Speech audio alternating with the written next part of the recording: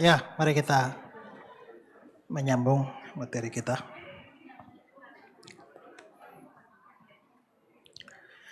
Tuhan, kami akan memulai session berikut ini. Mari pimpin kami lagi, lengkapi kami dengan kebenaran-Mu, dan biarlah kami semakin diteguhkan dengan kebenaran firman dalam hidup dan melaksanakan panggilan kami untuk memberitakan Injil bagi dunia ini. Tuhan, pimpin kami dari awal sampai akhir. Dalam nama Yesus kami berdoa. Amin. Tema kita yang kedua ini adalah tetap setia memberitakan Injil meski menghadapi skeptisisme atau penganiayaan atau penolakan. Ya, saya lihat di dalam daftar acara temanya menghadapi penolakan. Saudara-saudara, memang kita tahu bahwa penolakan terhadap Injil itu adalah sebuah realita, dan penolakan terhadap Injil baik dari sisi skeptisisme saja, keraguannya atau ketidakpercayaan, atau jauh lebih daripada itu, yaitu bukan hanya sekedar ketidakpercayaan tapi penganiayaan terhadap para pemberita Injil. Itu bukan hal yang baru, bukan hal yang asing bagi kekristenan, ya.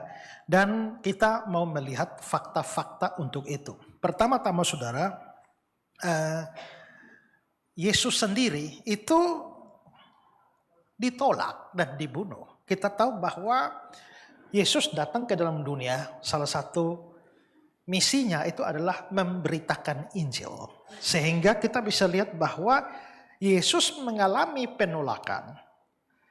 Bahwa dia memberitakan Injil itu sudah memberitahu kita bahwa memang sejak dari awal Injil itu sudah ditolak, ya. Di dalam pembukaan Injil Yohanes pasal 1 ayat yang ke-11 itu dibilang dia datang kepada milik kepunyaannya, tapi orang-orang kepunyaannya tidak menerima dia. Nah, orang-orang kepunyaannya ini menunjuk kepada orang-orang Yahudi. Orang-orang Yahudi yang telah menerima janji-janji, nubuat-nubuat tentang kedatangan Mesias. Tapi ironisnya adalah ketika dia datang justru dia ditolak. Penginjil utama itu, yaitu Yesus Kristus, itu mengalami penolakan dari umatnya sendiri. John Calvin itu mengomentari ayat ini, bilang begini. Ketika dikatakan bahwa orang-orang kepunyaannya tidak menerimanya, ini menunjukkan betapa besar kebutaan dan ketidaktahuan manusia. Mereka yang seharusnya paling siap menerimanya, justru menjadi musuhnya yang paling keras. Mestinya dibanding dengan semua orang di dunia, orang Yahudi paling siap. Karena bangsa-bangsa lain tidak pernah ada nubuatan, tidak pernah ada janji, tapi orang Yahudi ini mewarisi nubuat-nubuat, janji-janji, tipologi-tipologi lengkap. Ya, bahkan sejak kejatuhan itu janji itu sudah diberikan. Tapi justru oleh orang-orang yang sebenarnya paling siap menerima saja, justru tidak menerima. Dan penolakan terhadap Yesus itu ada banyak contoh. Misalnya yaitu ketika dia ditolak di kampung halamannya. Ya, dia ditolak di kampung halamannya setelah dia mengajar. Kita tahu bahwa ketika dia mengajar dan dia mengutip itu, ya, mengutip ayat-ayat itu, lalu dia bilang hari ini genaplah nats ini. Maka orang mempertanyakan siapa dia. Lalu ketika dikatakan dalam Matius 3, lalu mereka kecewa dan menolak dia. Karena mereka tahu, kan bukannya bapaknya, ibunya dengan kita, saudara laki-laki, saudara perempuan. Lalu mereka kecewa dan menolak dia. Jadi saudara bayangkan bahwa dia bukan hanya ditolak secara umum oleh orang Yahudi, tapi bahkan kampung halamannya sendiri. Mendengar itu sangat marah semua orang di rumah ibadah itu. Mereka bangun dan mengusir dia keluar kota lalu membawanya ke tepi jurang gunung tempat kota mereka terletak untuk melemparkannya ke bawah. Nah, fakta ini oleh Donald Carson, dia bilang ironisnya mereka yang mengenal Yesus sejak kecil, yang melihat pertumbuhannya justru menjadi yang paling menolak. Keakraban seringkali menghalangi pengakuan akan keagungan yang sesungguhnya. Nah, selanjutnya dia ditolak oleh para pemimpin agama, para ahli Taurat.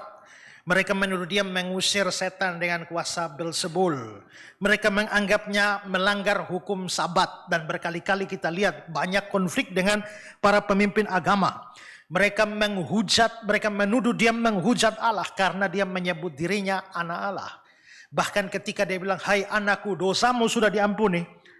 Harusnya mereka sadar, hanya Allah yang bisa mengampuni dosa. Tapi Yesus mengampuni dosa, harusnya Yesus adalah Allah. Tapi alih-alih menyimpulkan Yesus Allah, mereka justru menyimpulkan dia menghujat Allah. Tidak ada satu dosa yang dituduhkan pada Yesus yang membawa dia pada hukuman mati. Yaitu dosa penghujatan. Dan akhirnya memang mereka membunuh dia. Seperti kata Matius pasal 26. Ya, mulai saat itu mereka berencana untuk membunuh dia. Dan mereka berhasil. Hendrickson bilang, para pemimpin agama menolak Yesus bukan karena kurang bukti tentang siapa dia. Tetapi karena kedatangannya mengancam posisi dan kekuasaan mereka. Mereka lebih memilih mempertahankan sistem yang korup daripada menerima kebenaran. Tadi dia, skopnya besar ya. Orang Yahudi secara umum tidak menerima dia. Lalu mengecil ke kampung halamannya, menolak dia. Lalu makin kecilnya yaitu sampai pada lingkungan saudara-saudaranya sendiri. Ya, di dalam Yohanes pasal yang ke-7, saudara-saudaranya sendiri pun tidak percaya kepada dia. Saudara-saudaranya ya nanti kemudian Yesus sudah naik ke surga baru mereka percaya. Kayak Yakobus, Yudas. Jadi Yakobus yang menulis surat Yakobus itu bukan Yakobus Rasul. Karena Yakobus Rasul sudah mati. Yakobus yang menulis surat Yakobus itu adalah saudaranya Yesus. Nah, saudara seperti apa? Kalau tanya itu pada orang Katolik anggap itu sepupunya. Tanya orang Protestan menganggap bahwa setelah Yesus lahir, Yusuf dan Maria hidup kawin biasa, lalu melahirkan adik-adik. Satunya Yakobus. Satunya Yudas. Ada orang tanya, Pak, kenapa Yudas sudah mengkhianati Yesus, tapi kita harus membaca kitabnya? Surat Yudas, salah, itu bukan Yudas Iskariot. Itu Yudas saudara Yesus. Jadi Yudas itu banyak. Ya, sama seperti cari orang nama John, itu banyak. Cari orang namanya Bambang, itu banyak itu ya. Kira-kira begitu. Nah, Andreas Kostenberg bilang ketidakpercayaan saudara-saudara Yesus menunjukkan bahwa iman sejati tidak dapat diwariskan melalui hubungan keluarga atau kedekatan fisik. Bahkan mereka yang paling dekat secara manusiawi dapat buta terhadap identitas ilahinya. Maka keluarganya pun tolak. Orang Yahudi tolak, orang kampung tolak, keluarga tolak, tapi masih ada sedikit, yaitu kelompok eksklusif, yaitu murid-muridnya. Tapi ternyata pada waktu ternyata banyak murid juga. Murid-murid itu ada yang murid umum, ada yang 12. Tapi banyak murid mengundurkan diri. Seperti kata Yohanes 6 ya. Sejak waktu itu banyak muridnya mundur dan tidak lagi ikut dia. Dan nanti kita bisa lihat di atas kayu salib juga banyak yang meninggalkan dia. Dan akhirnya kita harus menyimpulkan bahwa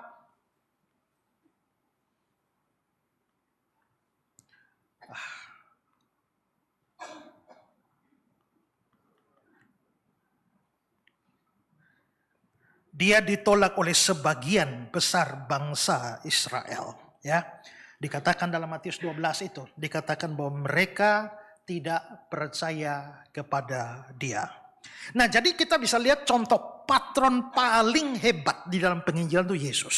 Tapi ternyata Yesus itu menerima penolakan begitu banyak. Bukan hanya beritanya, tapi dirinya itu ditolak secara umum. Mulai dari kelompok yang paling kecil sampai kelompok paling besar. Karena itu kita bisa melihat bahwa sejak dari awal memang penolakan terhadap Injil itu sudah ada.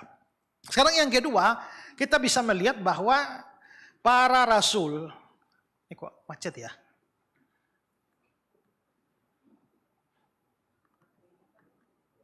Para rasul dan juga banyak orang lainnya juga menerima penganiayaan yang sama, penolakan yang sama.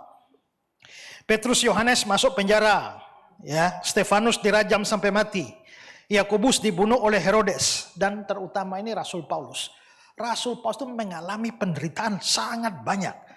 Ya, dia lebih sering di dalam penjara, didera di luar batas, kerap kali dalam bahaya maut, 5 kali disesah orang Yahudi. Setiap kali 40 kurang 1. 40 kurang 1 itu berapa? 39 ya. Kenapa tidak langsung 39 saja tapi pakai matematika lagi, 40 kurang 1? Karena menurut aturan waktu itu, orang dicambuk harus 40. Tapi kalau sampai kelewat, jadi 41, orang yang mencambuk itu yang akan dicambuk balik. Karena itu, takutnya saking semangatnya mencambuk kelebihan, jadi akhirnya 40 kurang 1, 39. Supaya kalau meleset kelebihan 1 pun masih 40. Makanya dia bilang 39 kurang 1. 3 kali aku didera, 1 kali dilempari dengan batu. Dan terusnya. Ya, jadi panjang sekali ini penderitaannya Paulus ini. F.F. Bruce bilang daftar penderitaan Paulus ini bukan hanya catatan sejarah, tapi kesaksian tentang harga yang harus dibayar untuk kesetiaan pada Injil. Setiap luka adalah meterai keaslian pelayanannya dan bukti bahwa dia mengikuti jejak Kristus yang menderita.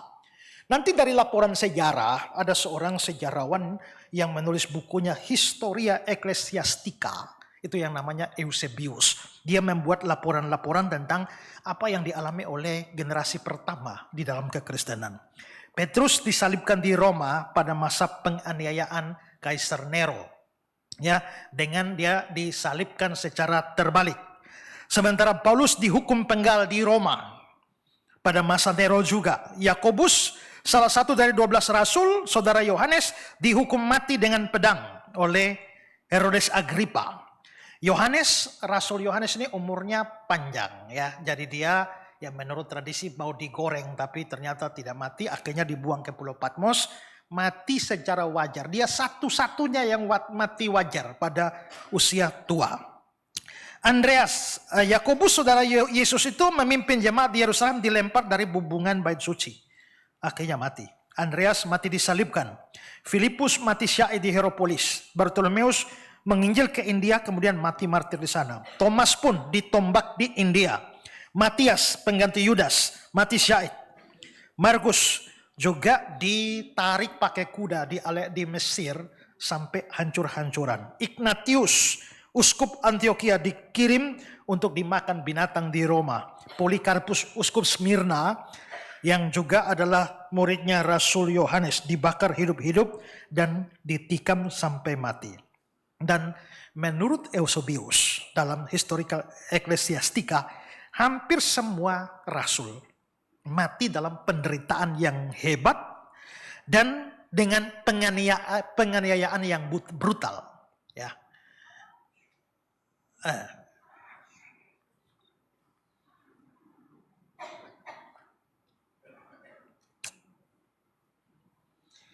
Nah, selanjutnya kekristenan sepanjang sejarah juga berhadapan dengan penolakan. Jadi Yesus, rasul-rasul, lalu kekristenan sepanjang sejarah.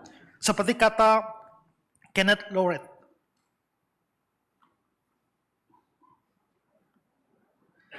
Bisa bantu dari belakang saja ya. Klik-klik saja ya. Kalau nanti saya lihat ayat atau apa, klik ya, daripada ini malah buang waktu ya. Nah, dia bilang begini. Sejarah kekristenan adalah sejarah penderitaan dan kemenangan. Setiap era memiliki bentuk penganiayaan sendiri. Namun gereja tidak pernah punah. Justru dalam penganiayaan gereja sering mengalami pertumbuhan yang paling pesat. Nah, saya tadi malam ada ngobrol dengan teman-teman, katanya sebab pembicara sebelumnya ada ngomong ya, bahwa ada tokoh Islam yang mempelajari sejarah dan bilang bahwa kalau orang Kristen itu jangan ditindas, nanti malah bertumbuh ya. Nah, lalu saya tanya, pembicara itu bilang siapa tokoh Islam itu, ya. Nah, tapi Nah, itu Mukti Ali.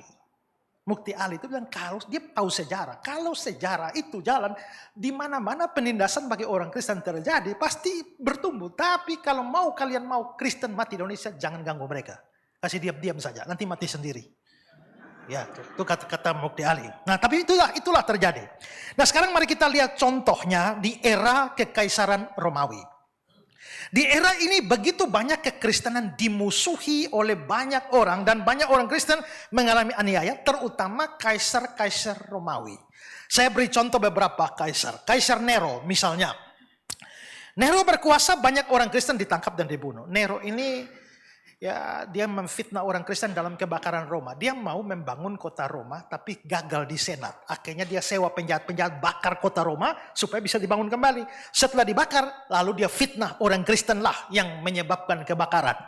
Maka permusuhan terhadap kekristenan begitu hebat, orang-orang ditangkap lalu dimasukkan ke dalam arena, dicabik-cabik oleh binatang-binatang buas, lalu disalibkan, dilumuri dengan per, lalu dikasih sebagai obor hidup dan dibakar. Itu zaman Nero.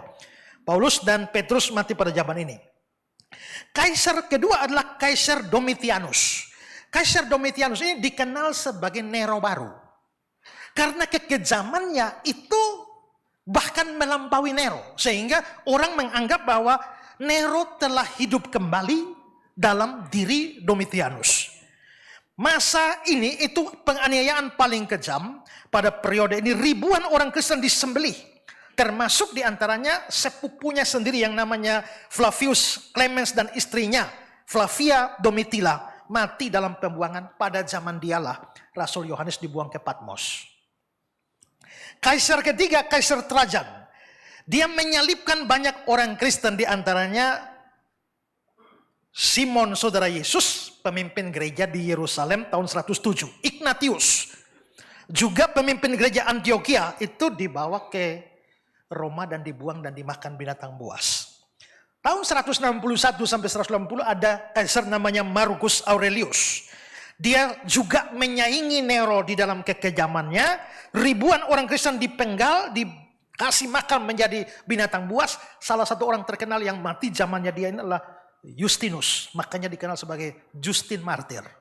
Ya. Lalu juga kita bisa melihat ada Kaisar Septimius Severus.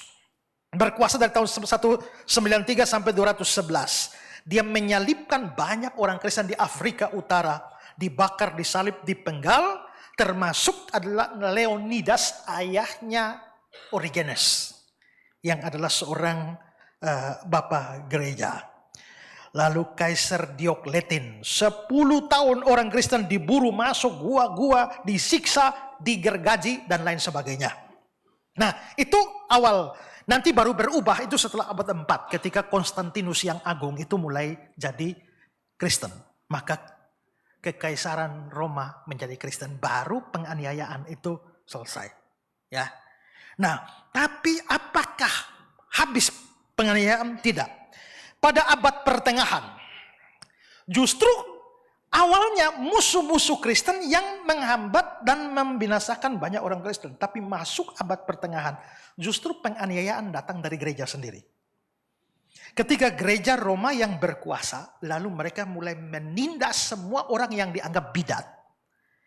Anehnya adalah mereka yang dianggap bidat itu adalah orang-orang yang mau back to the Bible.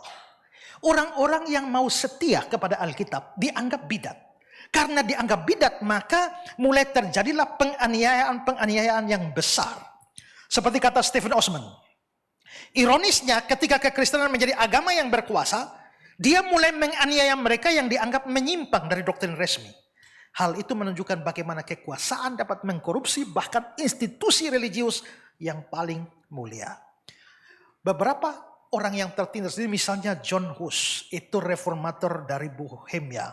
Dia mengkritik gereja dan menuntut kembali kepada otoritas Alkitab dan dia menentang paus dan dia dibakar hidup-hidup sampai mati. Ya, John Hus. William Tyndale diteror dan akhirnya dicekik serta dibakar karena dia terjemahkan Alkitab ke dalam bahasa Inggris.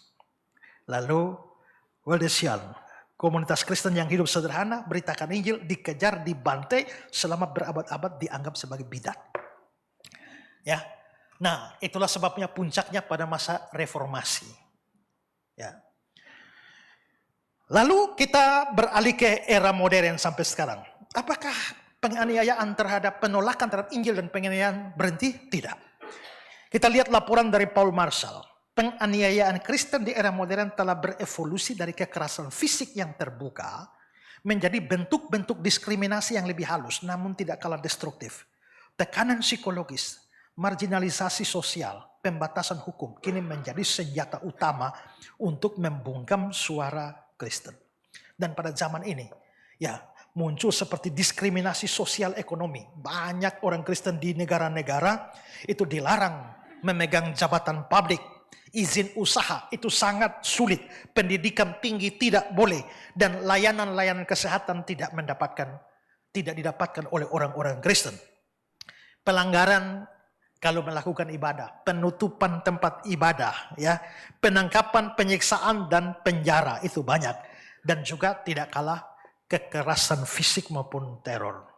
Nah, saya coba berikan ya negara-negara ya dari orang-orang yang anti terhadap kekristenan. Korea Utara itu menjadi nomor 1. Ya. Nah, Korea Utara menjadi orang Kristen dianggap pengkhianatan pada negara. Maka mereka bisa dihukum mati di dalam camp-camp. Ya, kalau saudara lihat tabel-tabel ini saya kasih daftar itu ya, jumlah korbannya kira-kira berapa. Ya, Nigeria itu nomor 2. Di Tiongkok gereja-gereja rumah diawasi ketat, kamera pengawas dipasang, salib-salib dipaksa turun, pendeta-pendeta ditangkap dan dipenjarakan. Di Pakistan tuduhan penistaan agama sering dijadikan alasan untuk memenjarakan seseorang. Jadi kalau saudara lihat itu saya kasih data-data terkini dan laporan dari Open Doors itu juga memberikan data-data ini. Ya. 380 juta angkanya, itu jumlah negara yang paling berbahaya itu 5 top. Ya, Korea Utara, Somalia, Yaman, Libya, Sudan. Ya, jumlah yang dibunuh kurang lebih 4.476.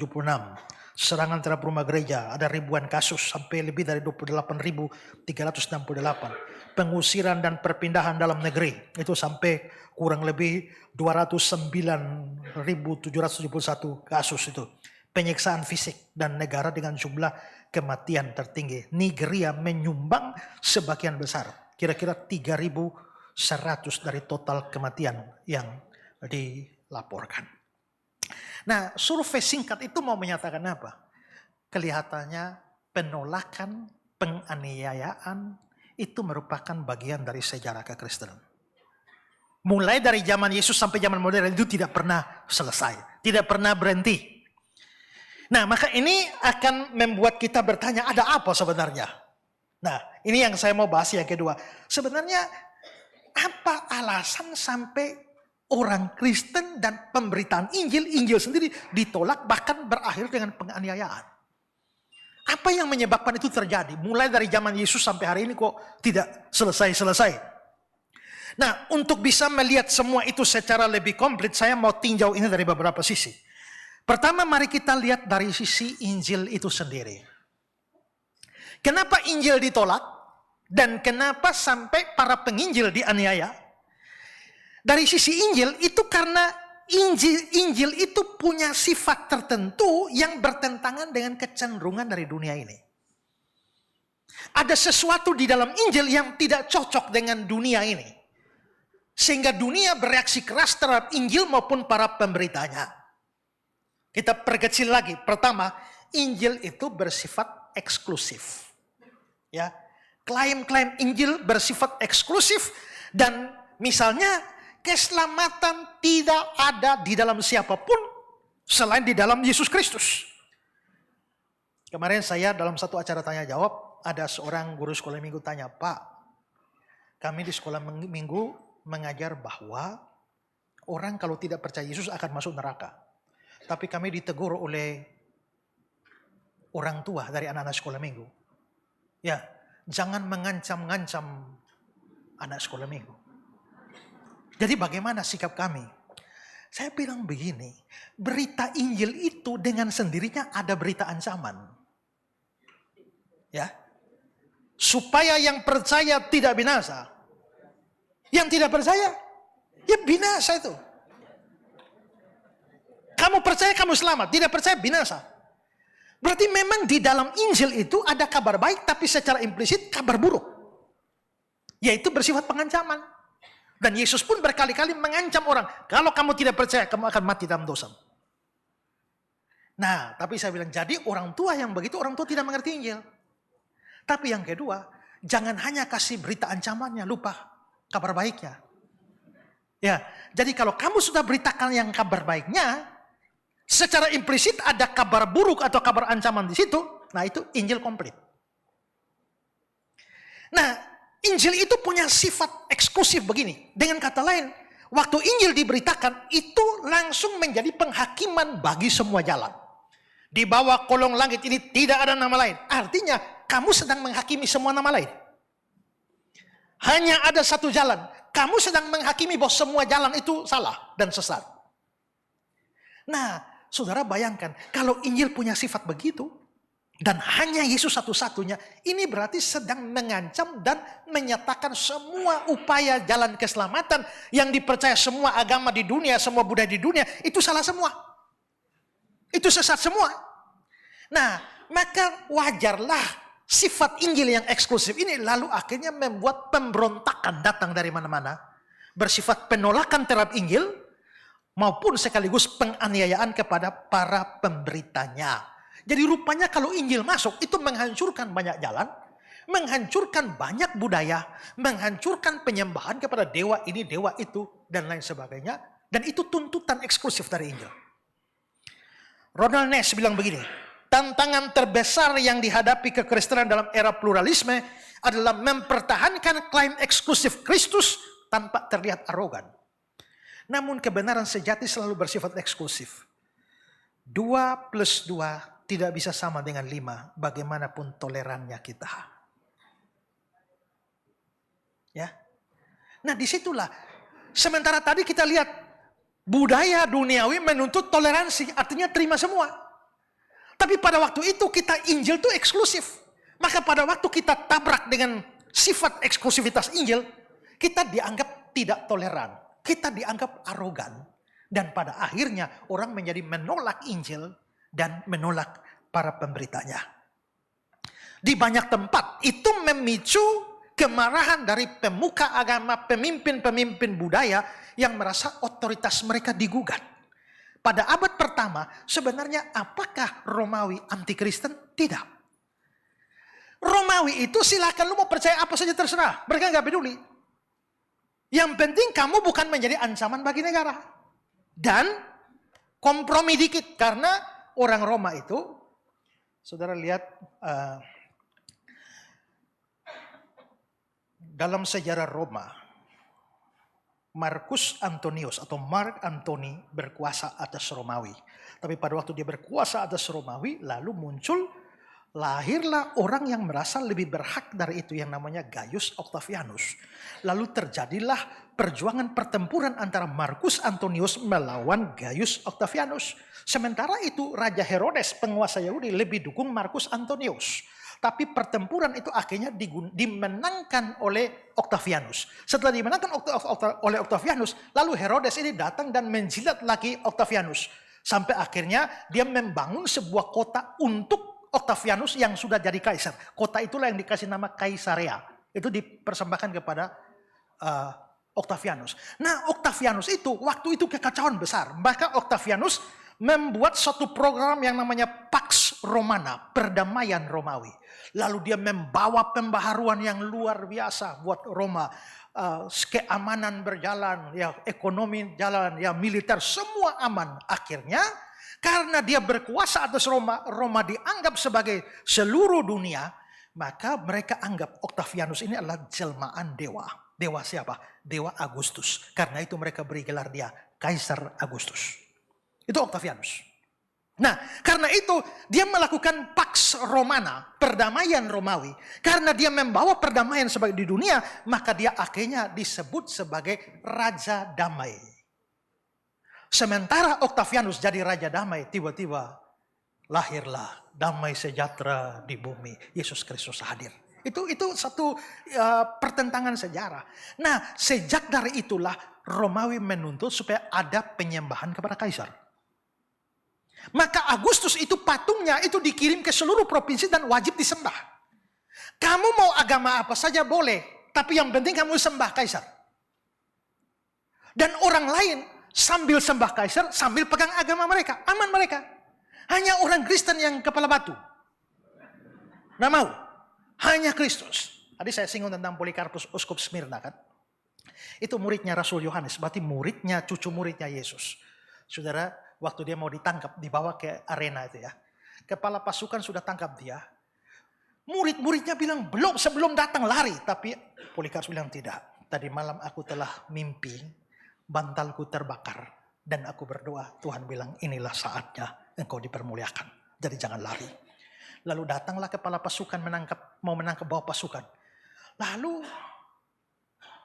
Polikarpus bilang, kamu boleh tangkap saya, tapi sabar ya, berikan saya waktu untuk berdoa. Maka dia naik lantai 2 dan berdoa, sambil pasukan tunggu di bawah. Akhirnya selesai berdoa, dia turun dan membiarkan diri di bawah oleh kepala pasukan. Kepala pasukan ini sangat segan sama Polikarpus. Dan dia bilang, Tuhan, apa salahnya menyembah kaisar? Kasihan daripada mati. Silakan Tuhan dengan agamamu, tapi cukup sedikit saja sembah kaisar. Tapi Polikarpus tetap menolak. Maka dia bilang 78 tahun aku ikut Yesus. Dan belum sekalipun dia mengecewakan aku. Apakah aku harus mengecewakan dia dalam waktu 1 detik? Tidak. Kamu bisa pisahkan kepala saya dari leher saya. Tapi tidak bisa pisahkan hati saya dari hati Yesus. Dan hari itu dia dieksekusi mati. Dibakar hidup-hidup di dalam. Ada yang berkata bahwa dia tidak mati-mati, tapi sebaliknya dibakar, ditombak lagi sampai mati. Nah, jadi kenapa? Seandainya orang Kristen mau kompromi dikit saja, sambil percaya Yesus, sembah kaisar, tapi tidak mau. Karena tidak mau itulah aniaya datang begitu besar.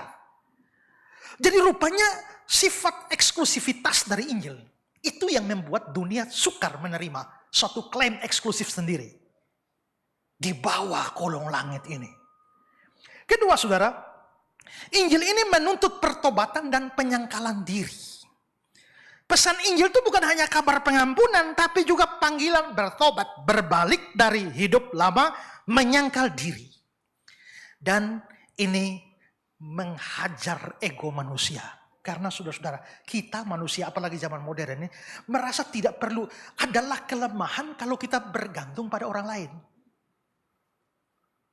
Saudara lebih suka punya uang sendiri atau ada orang yang tiap kali saudara perlu kasih uang?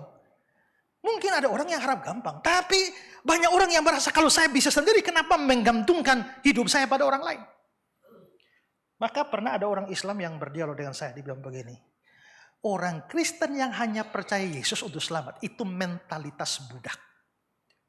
Kalau kami akan berjuang dengan lapang dada. Kami akan berjuang dan kalaupun harus masuk neraka, kami sudah berjuang dan kami akan terima neraka dengan lapang dada.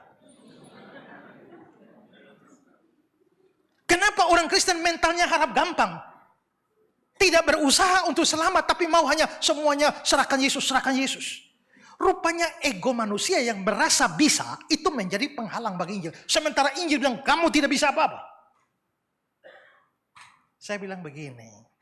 Kalau saya mampu melakukan sesuatu dan saya tidak mau dan harap orang lain lakukan, itu memang mentalitas harap gampang. Contohnya, sebenarnya saya bisa ambil makan, bisa. Tapi saya terlalu malas untuk ambil makan dan harap orang lain ambil dan bawa makanan untuk saya. Itu memang mentalitas harap gampang. Tapi masalahnya bagaimana kalau melakukan apa yang mustahil kita lakukan. Misalnya menyeberang Laut Atlantik. Ini nih. Ada yang gratis, naik kapal. Jamin kamu sampai ke pelabuhan sebelah. Tapi kamu bilang, itu namanya naik kapal mental harap gampang. Saya mau berjuang, berenang sendiri. Itu namanya kebodohan. Sementara kita bukan bicara menyeberang Laut Atlantik, kita bicara menyeberang ke surga. Mustahil. Sementara manusia bergantung pada perbuatan baik. Coba saudara, jangankan kita omong agama lain. Saudara sendiri pergi khotbah di dalam gereja saudara coba. Bahwa saudara, jangan kita hanya percaya Yesus saja. Jangan berbuat baik, jangan andalkan berbuat baik. Saya yakin saudara akan ditantang. Mungkin pendeta saudara akan menantang saudara. Bahkan saudara dianggap memberikan ajaran sesat. Karena sukar bagi manusia untuk merasa bahwa semua dari Tuhan dan kita ini nol. perbuatan baik kita tidak punya andil satu titik pun untuk menyelamatkan kita. Dan itu selalu saya berkata, ya banyak orang berpikir, pertama harus buat baik supaya selamat. Dan yang kedua, bertobat dari dosa-dosa, buang dosa. Bahkan saya bilang, kalau ada penjahat bertobat berhenti jahat, mati tetap masuk neraka. Ada pencuri yang bertobat mulai sekarang tidak mencuri lagi, mati tetap masuk neraka. Kenapa? Karena dosa itu dipandang hutang di hadapan Tuhan. Ampunilah kami akan kesalahan kami. Bahasa Yunani opelema, hutang. Makanya terjemahan King James itu bilang our debts. Ingat, debts collector. Jadi berdosa itu berhutang. Begitu maki orang dosa 1. Iri hati dosa 2. Tidak baca Alkitab dosa 3. Bangun lupa berdoa dosa 4. Terus tiap hari. Makin tua makin banyak dosa. Makin ulang tahun makin banyak dosa. Ya kan? Nah, makin banyak hutang. Nah, pertanyaannya, mungkinkah hutang selesai dengan berhenti utang? Saya tidak punya uang. Ibu pinjam 100 juta, ibu kasih. Lalu besok lagi ibu tambah 100 juta, ibu kasih lagi. Minggu berikut tambah 100 juta, 1 miliar. Lalu ibu mulai marah-marah. Pak, ini sudah 1 miliar. Bapak ini utang 1 miliar. Lalu saya bilang, ibu jangan marah-marah. Saya janji, mulai sekarang tidak utang lagi. Terima kasih ibu. Selesai perkara? Tidak. Kamu berhenti utang nomor 2. Nomor 1 itu bayar utangmu. Bayar pakai apa? Bayar pakai nyawa. Karena upah dosa adalah maut. Jadi berbuat baik tidak menolong. Berhenti berdosa pun tidak menolong. Saudara, ini melawan ego manusia. Tak usah omong agama lain. Kita khotbah model begini di gereja pun akan ditentang. Bahkan ada agama yang bikin konsili. Lalu menetapkan orang-orang yang percaya selamat hanya karena iman adalah bidat. Seperti itu. Jadi Injil ditolak itu kenapa? Karena Injil ini sangat eksklusif dan menuntut pertobatan penyangkalan diri. Lalu sampai pada pengakuan bahwa saya tidak ada apa-apa. Sampai seorang pakar bilang, aku tidak menyumbang apa-apa di dalam penebusan dosaku. Selain dosa yang aku sumbangkan. Dari mana aku ditebus. Nah ini sukar diterima oleh dunia. Dunia merasa bahwa mereka perlu lakukan sesuatu. Dan cukup mampu melakukan sesuatu supaya selamat. Ini menabrak berita utama dari Injil. Itulah sebabnya Injil sendiri sering ditolak di dalam gereja. Injil ditolak di kalangan kekristenan. Saudara, saya kira kalau saudara yang rajin-rajin ikut pelatihan EE ini, ngajak pendeta-pendeta lebih susah ya. Iya toh? Lebih susah. Nah, padahal yang kita beritakan ini berita Injil yang murni, tapi itu seringkali ditentang. Karena manusia berdosa itu merasa bahwa mereka masih punya cukup kemampuan untuk selamat. Dan itu bertentangan dengan Injil. Injil menabrak itu semua. Ya. Dan ketika seseorang menjadi percaya pada Yesus, itu mendapatkan permusuhan. Seringkali dia harus melepaskan diri dari ikatan-ikatan sosial. Makanya Injil dan kekristenan dianggap sebagai suatu sistem yang memutuskan nilai-nilai tradisional. Seperti kata Roland Allen. Dalam banyak budaya, menjadi Kristen berarti memutuskan ikatan dengan sistem nilai tradisional. Tekanan sosial ini seringkali lebih menakutkan daripada argumentasi teologis. Dan masih ada beberapa sifat Injil lain. Misalnya Injil menyingkapkan dosa. Injil menyatakan Kristus satu-satunya Raja. Itu sudah sulit diterima. Jadi dari sisi Injil ada sesuatu dalam Injil yang menabrak semua budaya dunia. Itu membuat Injil ditolak dan seringkali dimusuhi. Yang kedua, dari sisi para penolak Injil sendiri.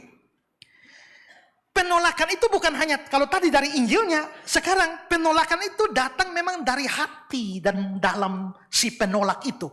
Hati mereka, pikiran mereka, kepentingan mereka yang memang berdosa, itu menolak. Karena orang berdosa pada dasarnya tuh musuh Allah. Dan membenci Allah. Lihat Roma 8 ayat yang ke-7. Keinginan daging adalah perseteruan dengan Allah. Maka orang berdosa itu seterunya Allah, musuhnya Allah. Nah karena ini perseteruan dengan Allah. Dalam hati orang berdosa sebenarnya ada kadar kebencian terhadap Allah. Ya. Dosa merusak natur sampai pada titik manusia secara alamiah memusuhi Allah. Dan mengapa? Karena Allah melalui pemberitaan Injil mengungkapkan siapa dirinya. Dan Injil diberitakan bukan hanya pesannya ditolak, tapi Allah yang mengutus atau menjadi pengutus dari pesan itu ditolak. Karena sudah ada permusuhan. Martin Lloyd Jones berkata, masalah fundamental manusia bukan intelektual tapi moral. Manusia menolak Injil bukan karena tidak dapat memahami, tapi karena tidak mau berubah. Dosa membuat manusia alergi terhadap kebenaran Allah. Jadi manusia berdosa yang sudah benci Allah, maka Injil dari Allah itu ditolak, tidak mau diterima. Para pemberita yang diutus oleh Allah juga dibenci. Injil menyatakan ketidakberdayaan manusia, seperti saya bilang tadi. Dan itu lagi-lagi ditolak oleh manusia yang hatinya sudah benci. John Calvin bilang, kebanggaan adalah akar dari semua penolakan terhadap Allah. Manusia tidak mau mengakui ketergantungan pada Allah karena hal itu merendahkan ego dan otonomi yang diklaim. Nah, karena itu saudara, seperti saya bilang tadi, wajar. Karena dunia membenci Allah, saudara datang atas nama Allah, beritakan Injil, wajar kalau saudara dibenci. Yohanes 15 bilang, jikalau dunia membenci kamu, ingatlah, dia telah lebih dahulu membenci aku. Jadi kalau sampai dunia yang benci Allah, itu tidak membenci kamu, artinya,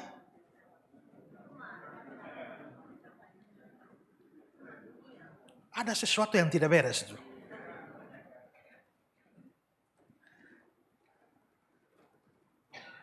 Jadi sebenarnya saudara, saya kadang-kadang pikir begini ya, dalam berdebat, sekalipun saya menang dalam perdebatan dengan argumentasi meyakinkan, itu ternyata tidak bisa membuat orang percaya. Ya, kenapa? Karena ternyata penolakan terhadap Injil itu bukannya kurangnya bukti, bukan lemahnya bukti. Bukti bisa kuat, bisa banyak, bisa berlimpah, tapi penolakan pada Injil itu sumbernya hati yang membenci Allah. Jadi mau masuk akal atau tidak masuk akal bagaimanapun juga, Injil tetap ditolak.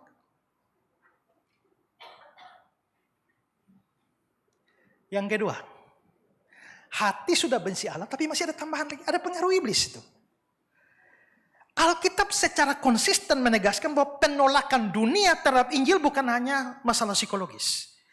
Bukan hanya masalah sosial, masalah budaya, tapi ada masalah demonis di balik itu.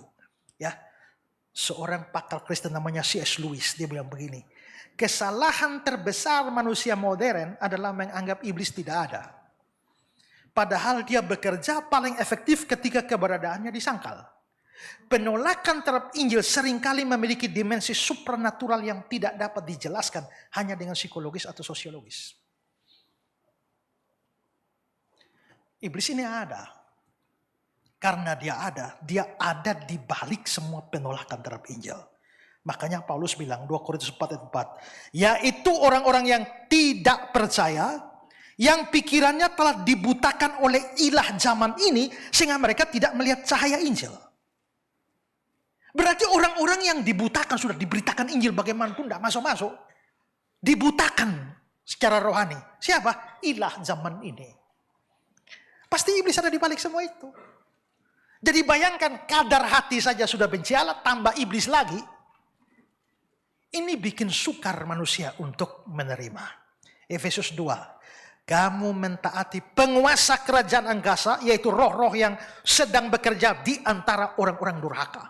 Maka di antara orang-orang durhaka, orang tidak percaya itu ada roh-roh kerajaan angkasa yang kerja di dalam. Makanya Injil itu ya ditolak dan bahkan mendatangkan penganiayaan. Bagaimana cara iblis bekerja sampai terjadi penolakan Injil? Pertama-tama tadi membutakan mata rohani orang. Kedua, bisa menyebarkan ajaran sesat.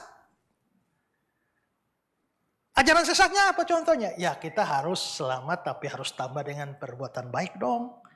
Itu sesat. Bukan hanya salah. Saya tidak sembarang bilang sesat. Sesat dan salah itu ada beda. Kalau Salah belum tentu sesat. Kalau sesat pasti salah. Sesat itu adalah kesalahan pada fondasi. Ya. Jadi kalau kita gereja A dengan gereja B, kita bisa beda-beda ya. Ajarannya bisa beda-beda. Tapi kalau itu bukan fondasi, tidak usah terlalu dipersoalkan. Mau baptis selam kah, baptis percika, ya. Tak usah rumit dengan itu ya. Mau perjamuan, bolehkah pakai roti atau ganti dengan ubi kayu kah? Ya, nah itu hal-hal yang sekunder. Tapi persoalannya ini kalau pada Injilnya itu fondasi. Nah menyimpang dari itu bukan sekedar salah, itu sesat. Makanya akhirnya saya di sekolah minggu larang nyanyi. Anak sekolah minggu dengar-dengaran, taat orang tua, terlebih Tuhan. Itulah tandanya anak yang manis, nanti masuk surga, terima upahnya. Kalau anak sekolah minggu dengar lagu itu, dia kira-kira pikir, apa yang membuat dia masuk surga? Taat orang tua. Berarti selamat karena berbuat baik kan? Itu lagu sesat itu. Atau bisa tidak sesat kalau taat orang tua bukan berakibat pada nanti masuk surga, tapi berakibat pada terima upahnya. Bisa. Tapi kan anak kecil kan mana bisa dia pikir sejauh itu kan. Hanya pikir saya taat orang tua masuk surga. Dan tanpa sadar guru-guru sekolah minggu pun itu memberitakan ajaran sesat di dalam gereja. Jadi cara iblis bekerja, pertama ya dia butakan orang, kedua dia kerja lewat ajaran sesat, menyebarkan ajaran sesat dan kebohongan. Lihat 1 Timotius 4 ayat 1. Roh dengan tegas mengatakan bahwa di waktu kemudian ada orang yang murtad lalu mengikuti roh-roh penyesat dan ajaran setan-setan. Dan ketiga, dia menghasut orang tidak percaya untuk benci Injil dan orang percaya. Lihat Wahyu 12. Maka marahlah naga itu kepada perempuan itu, lalu pergi memerangi keturunannya yang lain. Ini ada tafsir tersendiri, tapi naga itu pasti iblis, ya. Memerangi keturunan yang lain, itu adalah gereja. Jadi memang ada upaya setan untuk memusuhi. Dan berikut, dia menggunakan sistem dunia ini. Iblis bekerja melalui struktur politik, hukum, ekonomi, budaya yang menekan pemberitaan Injil.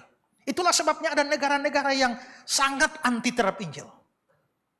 Dia memanfaatkan kekuatan negara, opini publik, tekanan sosial untuk membungkam dan mengintimidasi atau menghancurkan pemberitaan Injil. 1 Yohanes 5:19, seluruh dunia berada di bawah kuasa si jahat. Kalau seluruh dunia berada di kuasa si jahat ini bisa memakai kekuatan-kekuatan politik, pemerintahan, hukum untuk tindas orang Kristen. Makanya ketika menjadi Kristen di negara tertentu dianggap sebagai pengkhianatan terhadap negara atau undang-undang.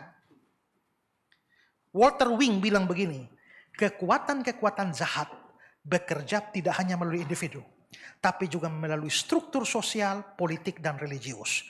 Penolakan sistematis terhadap Injil seringkali menunjukkan adanya kekuatan spiritual yang terorganisir.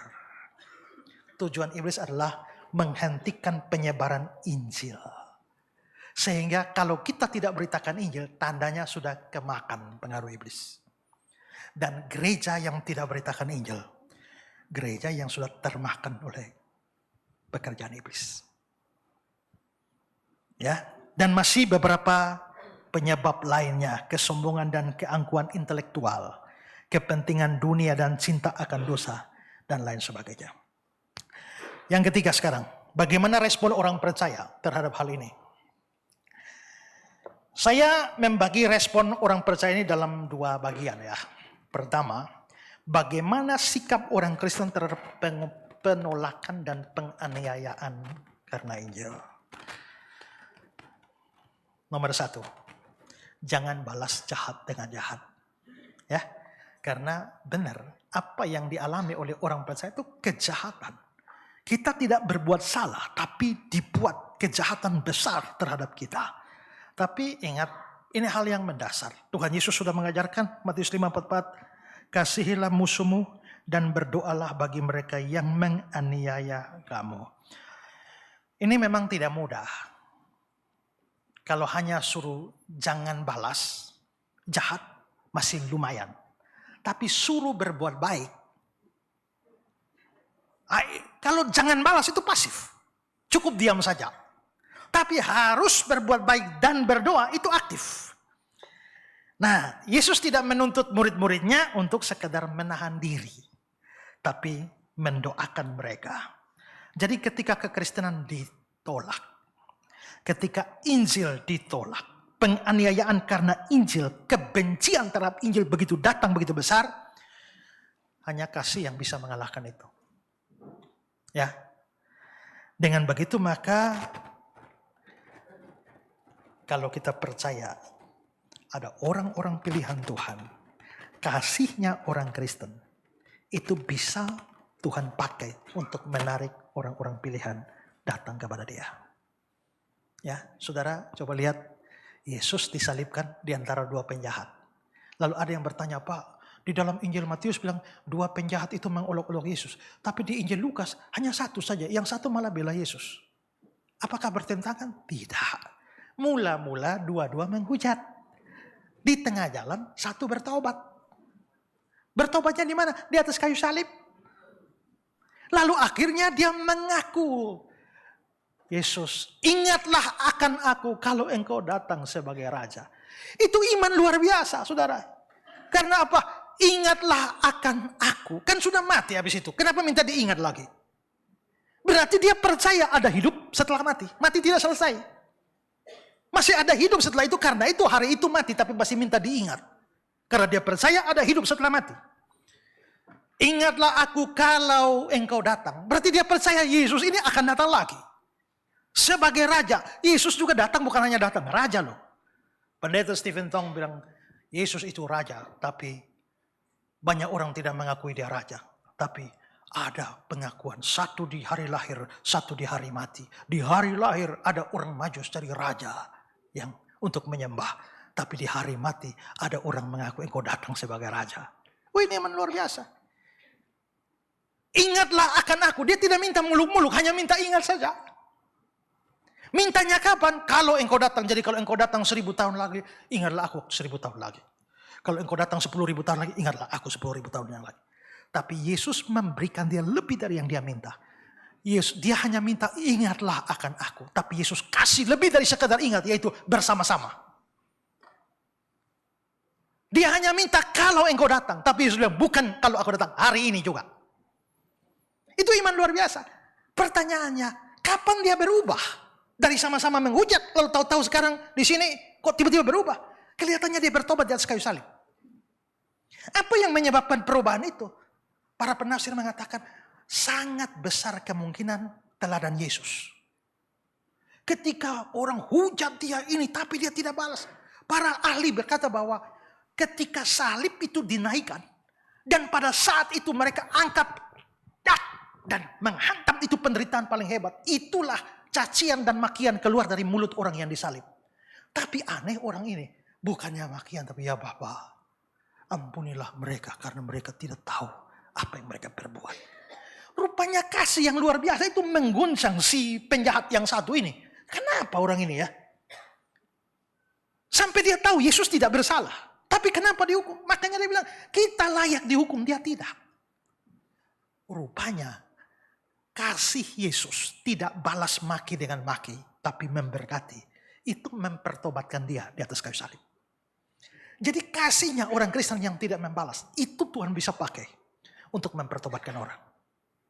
Karena itu di tengah penolakan Injil dan penganiayaan, jangan balas jahat dengan jahat. Kedua, sabar dan tetap mengasihi penganiaya. Surat Petrus ditulis ketika aniaya pada orang Kristen besar. Dan Petrus itu mau kasih kuat orang dianiaya. Dan waktu penganiayaan itu Petrus bilang pasal 23, ketika dicaci maki, dia tidak membalas dengan mencaci maki. Ketika dia menderita tidak mengancam, dia menyerahkan pada dia yang menghakimi dengan adil. Petrus mengangkat teladan Yesus ketika dia dianiaya dan dimaki. Ya. Yang ketiga, mesti bersukacita waktu menderita karena dianggap layak. Ini paradoks ya. Ada orang menderita tapi bisa sukacita tuh ya. Tapi itu memang benar. Dan kita harus bersukacita ketika Injil yang kita beritakan ditolak dan bahkan datang penganiayaan. Dan itu teladan para rasul. Kisah 5. Rasul-rasul meninggalkan sidang mahkamah agama dengan gembira karena mereka telah dianggap layak menderita penghinaan oleh karena nama Yesus.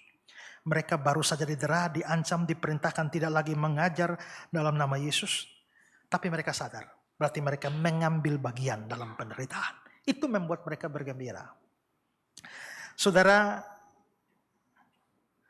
rupanya para rasul melihat penderitaan karena Injil itu karunia. Itu berkat. Makanya Paulus bilang dalam Filipi 1, sebab kepada kamu dikaruniakan untuk menderita untuk dia. Jadi ada karunia untuk menderita. Kalau karunia bahasa roh mau ya. Karunia kesembuhan mau ya. Kalau karunia menderita. Ini karunia ya. Nah karena itu mengapa sampai kita bersukacita? Kalau saya dianiaya saya bersukacita. Saya ditolak saya bersukacita. Sukacitanya bukan karena ditolak itu. Sukacitanya bukan karena dianiaya itu, tapi sukacita itu akan membawa kemuliaan yang nanti.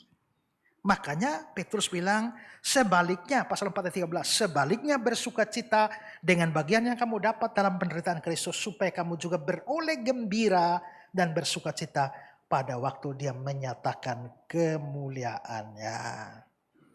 Ya. Oke, sekarang yang kedua. Bagaimana orang Kristen bisa tetap bertekun dalam pemberitaan Injil?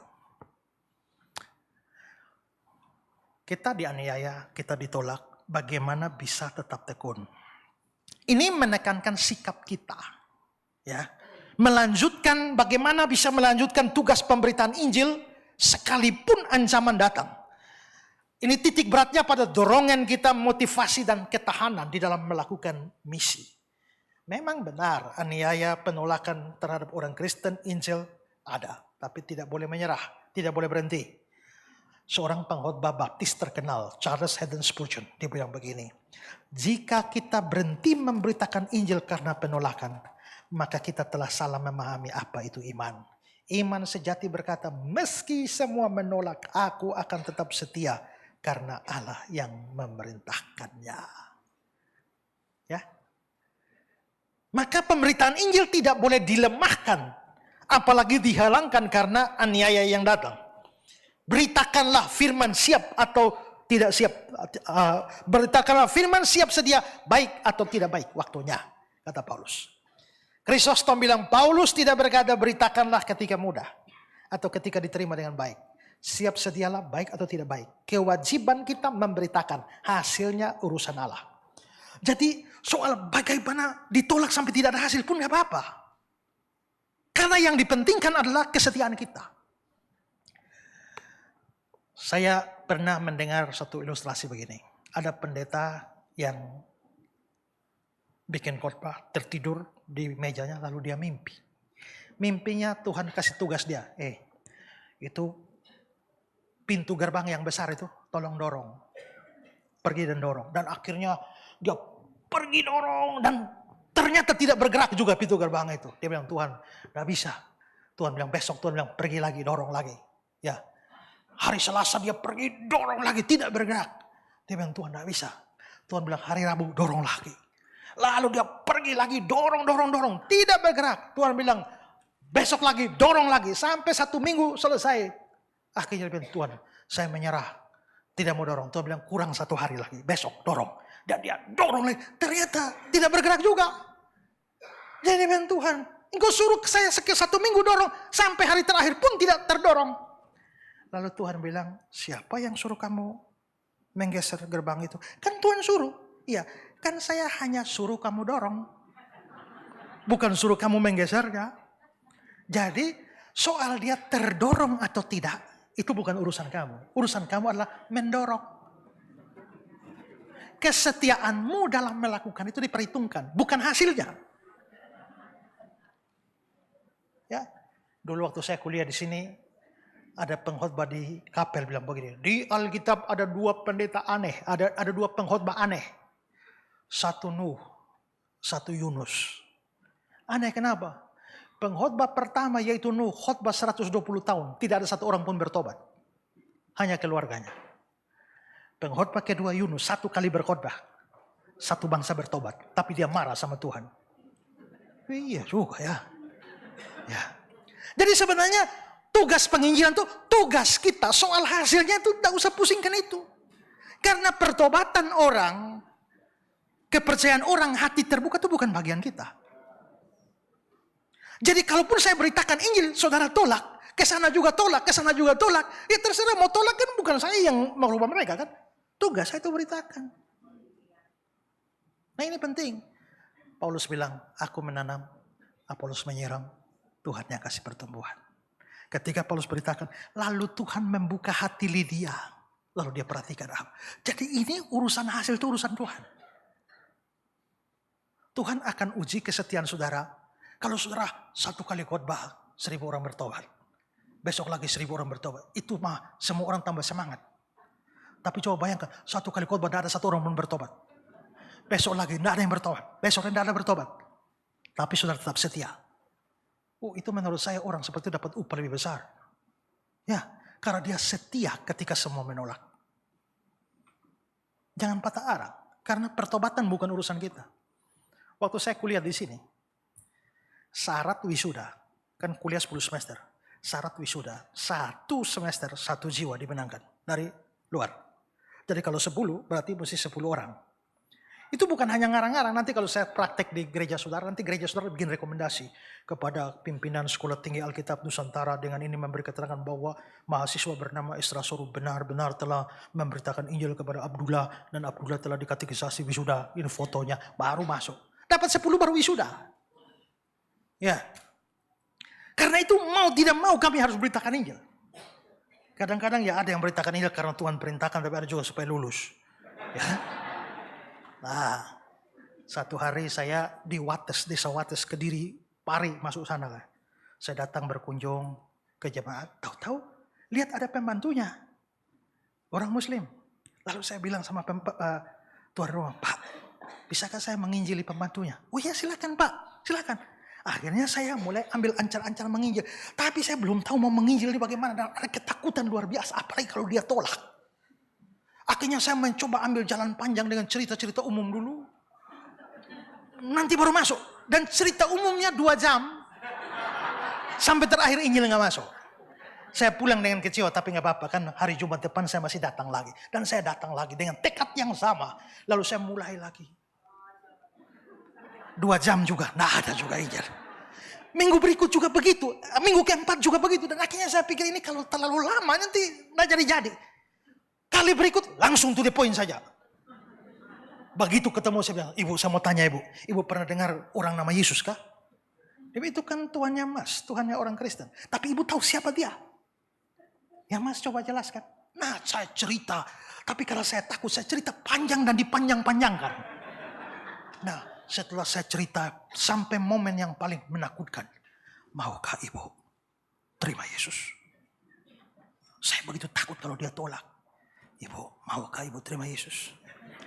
Lalu dia lipat tangan, dia bilang, Mas, saya ini sebenarnya sudah menunggu dari bulan lalu. Waktu saya bilang, astaga, saya tahu begini, saya sudah sikat dia dari awal. Ya kan? Nah, dari situ saya sadar, sudah ternyata Tuhan sudah bekerja di dalam dia. Dan saya menyampaikan itu hanya cara yang Tuhan pakai untuk pertobatkan dia. Hari itu betul 31 Desember 1999. Saya masih naik. 24 Desember pas mau masuk 25 Desember 1999. Waktu itu saya bilang, Tuhan ini hari Natal. Saya tidak bisa kasih hadiah apa-apa. Saya kasih 1 jiwa untuk Tuhan. Mencari domba yang sesat, itulah kerinduan jiwaku. Jadi sebenarnya yang bikin tobat orang itu Tuhan. Kalau sampai dia masih keras hati dan menolak, itu juga Tuhan yang berkuasa. Jadi peduli amat mau tolak, pokoknya beritakan. Karena tugas kita beritakan, bukan pertobatkan dia. Itu tugas Tuhan. Maka setialah ya setialah beritakan. Nah, lalu bagaimana bisa bertekun seperti itu? Pertama, pandang kepada teladan Kristus. Karena Kristus sendiri sudah menerima penolakan. Tapi dia tekun. Maka penulis surat Ibrani bilang, marilah kita melakukan dengan mata tertuju pada Yesus. Yang memimpin dalam iman, membawa iman pada kesempurnaan. Dengan mengabaikan kehinaan, tekun memikul salib, ganti sukacita yang disediakan bagi dia, yang sekarang duduk di tahta kanan tahta Allah. Ingatlah selalu akan dia yang tekun menanggung bantahan sehebat itu terhadap dirinya dari pihak orang berdosa. Supaya kamu jangan lemah dan putus asa. Jadi supaya jangan lemah dan putus asa, ingatlah selalu bahwa Kristus juga mengalami itu. Maka teladan Kristus ini penting. Saudara, kalau Kristus saja mengalami, adalah aneh kalau saudara tidak mengalami. Kalau Kristus saja mengalami penolakan, rasanya aneh kalau kita tidak ditolak. Penolakan itu bisa terjadi. John Owen bilang, teladan Kristus dalam penderitaan adalah obat terbaik untuk keputusasaan. Ketika kita melihat apa yang ia tanggung demi kita, penderitaan kita terasa ringan. Ya, karena itu teladan. Kedua, sandar pada Roh Kudus. Karena kalau ada pribadi Tritunggal yang dinyatakan sebagai pribadi kuat di balik penginjilan, itu Roh Kudus. Kisah 1, kamu akan menerima kuasa kalau Roh Kudus turun. Berarti kita percaya bahwa pemberitaan Injil disertai oleh Bapa, Anak, Roh Kudus. Tapi lebih spesifik, pribadi Roh Kudus itulah yang memberikan kekuatan. Roh Kudus menguatkan para murid sehingga walaupun dianiaya, mereka tetap menginjil. Kisah pasal 4. Pasal ayat 29. Dan sekarang ya Tuhan, lihatlah bagaimana mereka mengancam kami. Berikanlah kepada hamba-Mu keberanian untuk beritakan firman. Sudah diancam. Berdoa bukan supaya ancaman hilang. Berdoa supaya tambah berani. Dan ketika mereka sedang berdoa, goyanglah tempat mereka berkumpul. Mereka semua penuh dengan Roh Kudus. Lalu memberitakan firman Allah dengan berani. Berarti keberanian ketika dianiaya, itu sumber dari Roh Kudus. Jadi selain kita meneladani Kristus, Roh Kudus menyalakan kembali keberanian mereka dalam situasi yang tidak aman. Ya, Martin Lloyd Jones, tanpa Roh Kudus kita hanya akan menjadi aktivis agama yang cepat lelah.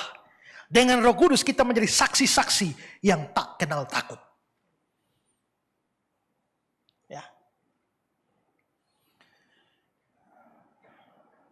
Kita butuh Roh Kudus untuk beritakan Injil. Saya kemarin bersaksi pada beberapa teman pada waktu saya mau hadiri acara debat lawan Islam itu. Saudara, saya rasa saya tidak perlu belajar karena saya juga tiap hari sudah belajar. Tapi 2 jam sebelum acara perdebatan saya hanya berlutut dan berdoa. Tuhan, bungkam orang ini, lalu berikanlah banyak kesempatan bagi saya untuk beritakan Injil. Dan perdebatan, kalau sudah lihat, perdebatan selesai sangat cepat. Dan sisanya hanya ajang pemberitaan Injil. Tanya, saya jawab, menginjil. Tanya, saya jawab, menginjil. Tanya, saya jawab, menginjil. Bahkan kalau saudara lihat waktu saya sama debat sama Dodi Tan, kalian semua ini, saya bicara pada orang-orang Islam, kalian semua ini penjahat, sama seperti saya. Pendosa, sama seperti saya. Bedanya apa? Bedanya saya punya juru selamat dan kamu tidak punya.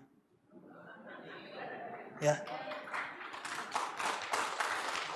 Saya heran kenapa kalian bisa tidur dengan tenang kalau ada kemungkinan besok pagi sudah di neraka. Ya. Karena itu kalau ada kesempatan, Pak Kainama, baliklah sebelum terlambat. Saudara kira itu hasil keberanian diri sendiri? Nah, saya sangat yakin dari Roh Kudus. Karena saya berdoa dan saya minta kekuatan dan buka kesempatan untuk beritakan Injil. Tanpa Roh Kudus kita hanya aktivis agama yang cepat patah semangat. Tapi dengan kekuatan dari Roh Kudus, itu yang bisa kita bikin kita berani. Packer, J. Packer, keberanian Kristen bukan keberanian alamiah yang diperkuat dengan tekad. Itu adalah hasil karya supernatural Roh Kudus yang mengubah ketakutan menjadi keberanian, keraguan menjadi keyakinan. Petrus pengecut sekali tuh, sampai menyangkal Yesus. Tapi ketika Roh Kudus sudah turun, saudara bayangkan sudah 1 kali khotbah 3.000 orang bertobat. Gratisan dari Filipina bilang, Petrus 1 kali berkhotbah 3.000 orang bertobat. Pendeta sekarang 3.000 kali khotbah belum tentu 1 orang bertobat. Kemana? Dari mana kuncinya? Karena Petrus dipenuhi Roh Kudus. Ketiga, tekun dalam doa. Ya, karena tadi lihat ya, aniaya yang datang, mereka berdoa. Ayat 29 kisah 4. Dan sekarang ya Tuhan, lihatlah bagaimana mereka mengancam kami. Berikanlah keberanian pada hamba-hambamu, keberanian untuk beritakan firman-Mu. Bukankah itu doa? Ketika Injil ditolak, jangan patah arang. Doa, doa, doa. Itulah kekuatan kita. E.M. Bound bilang, doa tidak mengubah Allah. Doa mengubah orang yang berdoa. Amin. Doa tidak mengubah Allah. Allah sudah punya ketetapan yang tak bisa diubah. Tapi doa itu mengubah kita yang berdoa. Dalam doa kita menerima kekuatan ilahi untuk menghadapi tantangan duniawi. Doa juga penting untuk terbukanya pintu-pintu bagi Injil. Makanya Paulus bilang, Kolose 4, berdoalah juga untuk kami, supaya Allah membuka pintu untuk memberitakan firman. Ya. Bros, permintaan Paulus untuk didoakan menunjukkan bahwa bahkan rasul yang berpengalaman merasa membutuhkan dukungan doa dari jemaat. Pemberitaan Injil adalah peperangan rohani yang memerlukan senjata rohani. Dan doa senjata paling utama. Andrew Murray, doa adalah saluran di mana kuasa surga mengalir ke bumi. Pelayanan tanpa doa seperti tentara tanpa senjata. Terakhir, arahkan pengharapan pada upah surgawi. Ya, ini cara untuk membuat kita tetap teguh, tetap bertahan, dan bertekun di dalam pemberitaan Injil. Ada pengharapan pada upah surgawi. Dan pengharapan ini yang membuat penderitaannya karena Injil itu terasa lebih ringan. Bukan karena penderitaan itu ringan. Ringan karena dibandingkan dengan kemuliaan kelak. Makanya dalam Roma 8 ayat 8 bilang, aku yakin bahwa penderitaan zaman sekarang tidak dapat dibandingkan dengan kemuliaan yang dinyatakan kelak pada kita. Nah, karena mengikirkan ada kemuliaan bagi kita itulah, maka kita harus bergembira, bersukacita seperti yang dikatakan Yesus, bersukacitalah, bergembiralah, upahmu besar di sorga. Paulus bilang, penderitaan ringan sekarang mengerjakan bagi kami kemuliaan kekal melebihi segala-galanya. Penderitaan ringan. Apakah penderitaan Paulus ringan? Berat itu. Tapi kenapa di sini dia bilang ringan? Karena dibandingkan dengan kemuliaan. Kalau dibandingkan dengan kemuliaan, yang sekarang ini terlalu ringan. Upah yang diterima itu besar sekali. Karena itu, hidup dengan pengharapan pada upah surgawi membuat orang percaya tidak melihat luka hari ini. Ya, tidak melihat luka hari ini, tapi mahkota yang menanti. Kalau hanya lihat luka hari ini, percayalah putus asa sudah datang. Tapi lihat mahkota yang begitu mulia ketika lihat luka ini, itu luka ringan. Randy Alcorn, pengharapan surgawi bukan pelarian dari realitas, tapi motivasi bertahan dalam realitas yang sulit.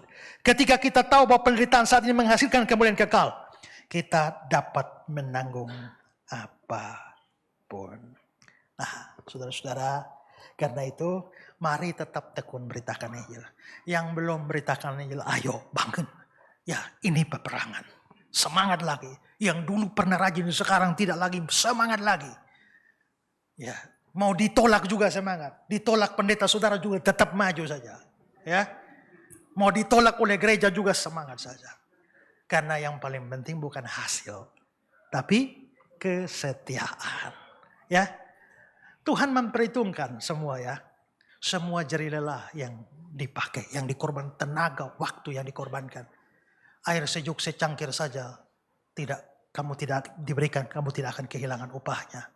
Ya, waktu saya pergi pelayanan di Sulawesi, naik gunung, daerah-daerah yang sulit sekali bisa dinaiki oleh kendaraan biasa. Maka Pak Nyoman Budi menemani saya. Beliau driver yang baik. Pinjam mobil Pajero Sport. Dengan Pajero Sport kita dua naik gunung turun lembah, tempat yang suram beritakan Injil. Sampai pulang ke kota, malam doa syukuran, mobil Pajero Sport mau dikembalikan. Saya bilang, Alkitab berkata, air sejuk secangkir saja kalau diberikan kamu tidak akan kehilangan upahnya. Apalagi Pajero Sport.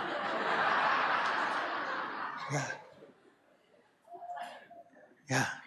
Pajero Sport dipinjamkan saja tidak akan kehilangan upahnya, apalagi disumbangkan. Ya. Ketekunan dalam memberitakan Injil di tengah penolakan. Ingat, itu bukan pilihan, tapi panggilan. Saya ingin menutup dengan dua kutipan. Pertama dari John Stott. Kita dipanggil untuk setia, bukan untuk berhasil. Keberhasilan adalah urusan Allah. Kesetiaan adalah urusan kita. Hudson Taylor.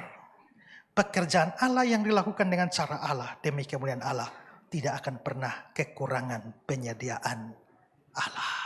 Karena itu, mari di tengah penolakan, skeptisisme, aniaya sekalipun, tetap semangat beritakan Injil karena kerja buat Tuhan selalu manis.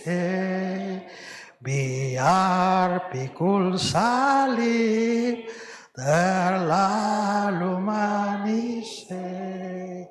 Ayo kerja buat Tuhan sungguh senang-senang. Dipanggil Tuhan terlalu manis. Membuang diri ke ladang Tuhan saudara, serta Tuhan selalu manis.